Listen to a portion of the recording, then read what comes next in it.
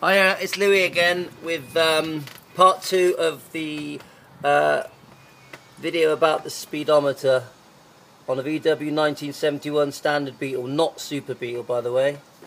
I think they are slightly different on how they fit. I think one fits, I think the 1302 and 1303 Super Beetles, I think the speedos come out from inside the car, I think, with the standard and previous Beetles.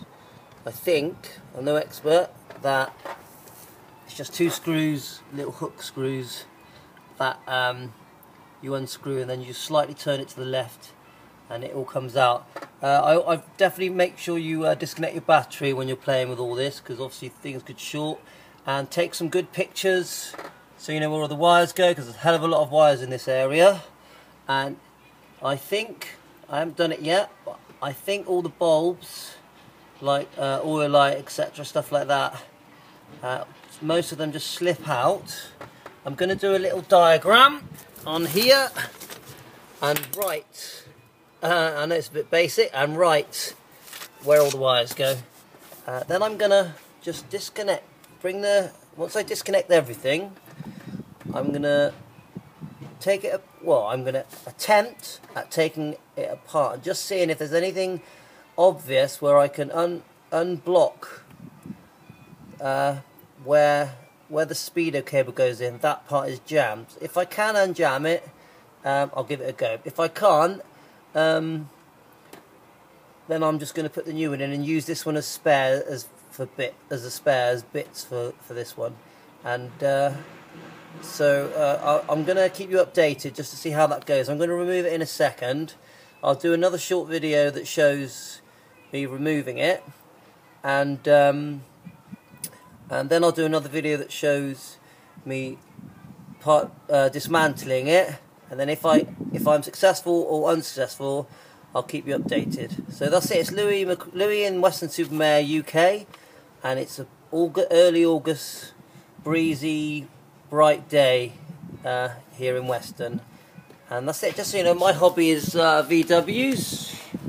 I've done a few videos on them. This is a 1972 twin slider bay window. I'll let you have a quick look at it. This has been restored, and it's actually up for sale because I've got too many campers, so this one's got to go. But this one has had 90% restoration, so underneath, the whole body, obviously the brakes, and inside and out, it's been reupholstered. So it's a bit bright today. I'm not sure how well you'll get in this. Lovely car. It's got a 1600 twin-port engine which ticks along lovely. I wouldn't say it's the most powerful of engines, but it ticks along lovely. The inside is pretty basic. I have done the seats, and I've had them all recovered. The ceiling hasn't had the new headliner on yet. This is my little boy. Say hello. Hello. Hello. Do you like the campers? Yeah. And do you like the Beetle? Yeah. Which is your favourite? Beetle's your favourite. He loves the Beetle. They all love my hobby. And then here is my other 1972. This is the single slider, right-hand drive. The other one is right-hand drive as well. And I've done some partial restoration on this. And so basically welding underneath. Let me just get to a better angle so you can see it better. And again, 1972. I think it's a bit overcast. I'm not really sure how well you're seeing it, but it's a lovely car. This one's a bit cooler looking, a bit more lowered, and this one's got a 1641 engine, which is quite powerful, gives it a good bit of zoomph, and it's very solid. So tiny's pumping it by the look of it. So it's got a bed in it and stuff. They've both got beds in, tables, and a bit of cooking equipment, and that's it. So just showing you my hobby, and there's my newest addition, which I've only had a few months, and there's a very, very slight seeping on the petrol tank on this one, which I'm going to fix today.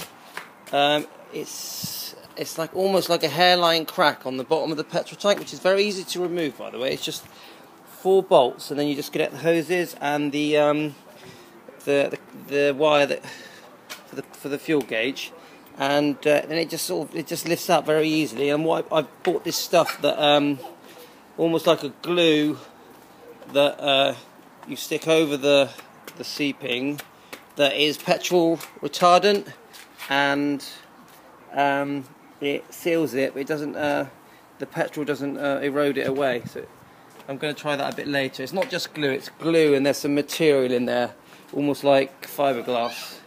That that I'm hoping that'll work. I mean, it's quite a new petrol tank, so I think it's a shame.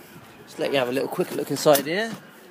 That's it. It's got a beautiful speedo. Real shame that just broke for almost no reason, just because a clip had come off in the wheel arch. That's it. All the floor on this has been redone. The heater channels have been repaired. It's got lovely wheels. It's got a beautiful engine, this car, actually. And engine is lovely, runs brilliantly.